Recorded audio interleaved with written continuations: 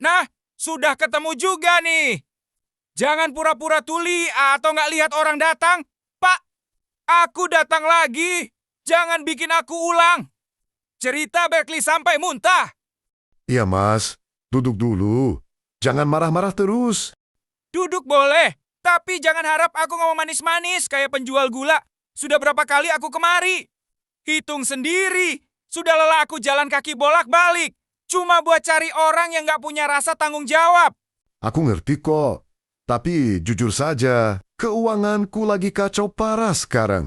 Kacau. Semua orang hidup kacau juga.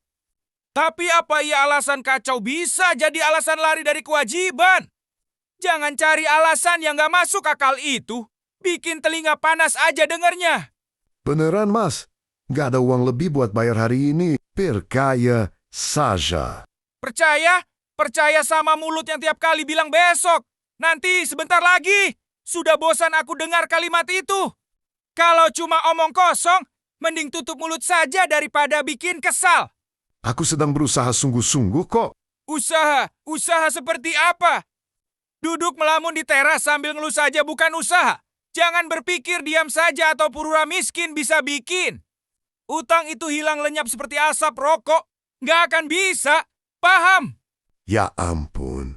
Susah sekali rasanya sekarang. Susah itu urusan hidupmu, bukan urusanku. Tugas aku cuma ambil apa yang memang harus dibayar. Nah, coba denger baik-baik ya. Kamu kan punya anak perempuan kan? Yang masih sekolah itu?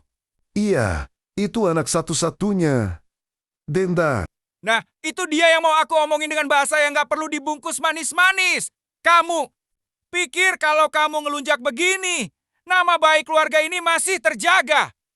Nanti kalau urusan ini menyebar ke sekolahnya, ke tetangga sekitar, siapa yang bakal malu paling parah? Bukan aku, tapi anak perempuanmu sendiri. Jangan sampai seperti itu, Mas. Aku takut sekali. Takut baru ingat?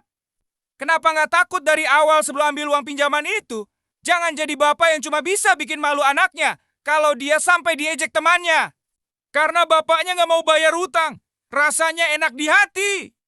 Pasti sakit sampai ke tulang sumsum, kan? Aku nggak bermaksud bikin anakku malu. Percayalah. Percaya atau enggak? Buktinya di mana? Mulut boleh bicara indah, tapi perbuatan kosong sama saja sampah. Sudah hampir 3 bulan tertunggak. Bunganya terus menumpuk kayak tumpukan sampah yang nggak dibersihkan. Makin lama makin bau dan makin susah dibuang. Kalau begitu, kira-kira bagaimana caranya biar bisa diselesaikan? Caranya gampang dan nggak perlu pusing, setengah mati. Bayar saja. Jangan minta jalan keluar yang terlalu lunak terus. Aku sudah sering kasih kelonggaran. Tapi kamu malah makin seenaknya saja. Sekarang aku bicara lantang biar masuk ke otak. Kalau hari ini atau minggu depan nggak ada tanda kesungguhan yang nyata.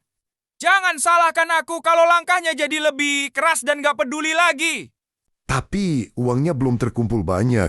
Banyak sedikit itu terserah kemampuan. Yang penting ada. Jangan bilang 0-0 melompong lagi. Kalau kamu benar-benar sayang sama anak gadismu, pasti bisa mengerahkan tenaga lebih. Bisa mengurangi makan dan gaya hidup yang nggak perlu. Jangan jadikan dia alasan. Jadikan dia semangat biar kamu nggak jadi orang yang nista.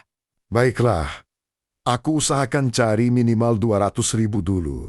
200.000? Itu baru cuil. Tapi daripada nggak ada sama sekali.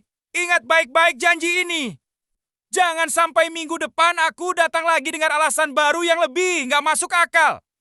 Kalau kamu ingkar lagi, jangan harap aku bicara sopan atau menjaga perasaan lagi. Nanti aku teriak di depan, rumah sampai seluruh tetangga tahu urusan kotor ini. Mau coba? Enggak akan ingkar. Aku janji. Bagus kalau begitu. Simpan baik-baik kata-katamu itu demi masa depan anak perempuanmu itu.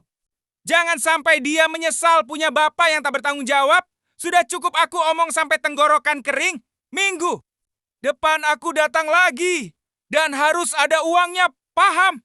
Paham sekali. Terima kasih sudah mau mendengar. Terima kasih, nggak perlu. Yang penting uangnya ada. Hati-hati saja pikirkan. Langkahmu jangan sampai bikin aku naik pitam lagi. Pergi dulu.